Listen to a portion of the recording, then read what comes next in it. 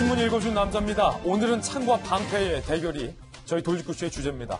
뚫으려는 창, 막으려는 방패. 윤석열 총장의 청와대를 향한 창에 대해서 추미애 법무부 장관이 3명의 방패를 내려보냈다. 오늘 검찰 내부에서 이런 얘기 나오고 있습니다.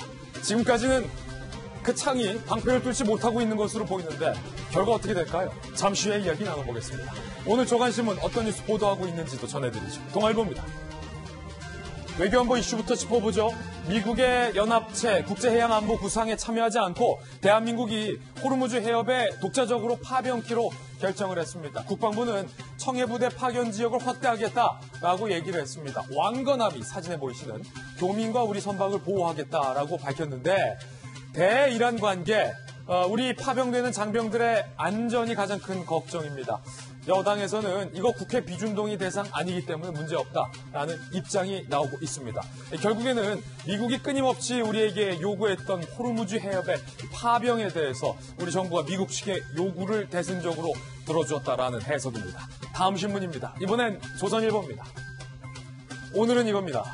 그제는 조국에 대해서 무죄라 하고 어제는 백원우에 대해서 부르지 말자 하더니 오늘은 최강욱 청와대 공직기강 비서관에 대해서 기소를 미루고 있다는 얘기가 나왔습니다. 누구에 의해서 추미애 법무부 장관이 내려보낸 신임 이성윤 중앙지검장이 일주일째 이 결재 사인을 안 해주고 있다는 겁니다. 검찰 수사팀이 아니 지검장님 이거 그 최강욱 비서관 일단 빨리 불러야 됩니다. 결재 좀 해주십시오.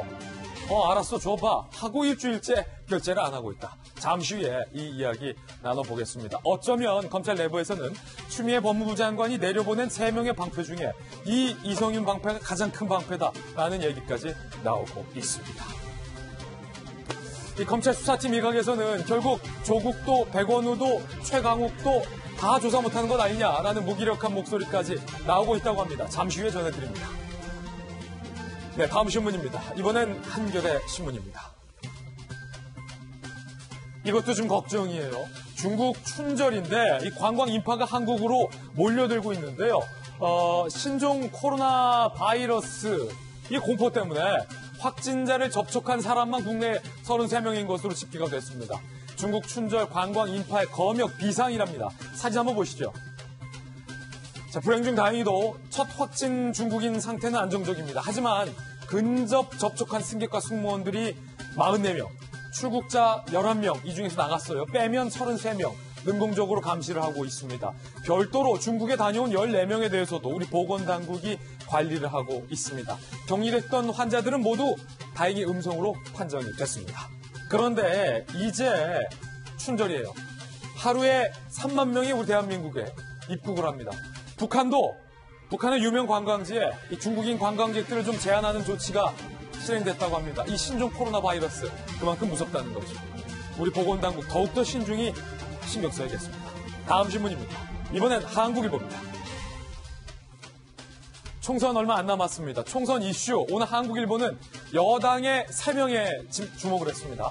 말 많은 3인 출마 여당 지도부가 입떠났다. 그 말 많은 3인 누굴까요? 사진에 보시면 김의겸 전 대변인, 정봉주 전 의원, 문희상 의장의 아들 문석균 씨 이 3명의 출마에 대해서 자 민주당 내부의 현역 의원들 사이에서도 이렇다 저렇다 말이 많이 나오고 있는데 지도부는 침묵을 지키고 있다.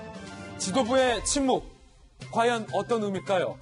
여당 현역 의원들이 반발을 해도 그냥 이 3명은 오케이라는 암묵적 동의일까요? 아니면 여당 내부에서 여당 안팎에서 나오고 있는 이 말 많은 잡음에 대해서 귀를 기울이겠다라는 침묵일까요? 잠시 후에 돌직구쇼 총선 알림에서 이 뉴스도 주목해 보겠습니다. 다음 신문입니다. 이번엔 중앙일보입니다. 중앙일보 기자가 요즘 유행하고 있는 이 배달 기사 자전거 타고 오토바이 타고 배달하는 배달 라이더를 체험해 봤는데 3시간 배달하고 기자가 손에 쥔 돈은 26,900원. 최저시급 벌기도 벅찼다라고 쓰고 있습니다. 2시간 교육 후에 바로 배달에 투입되는데 한 건당 4,483원 버는데 세금하고 보험료까지 뗀다고 합니다.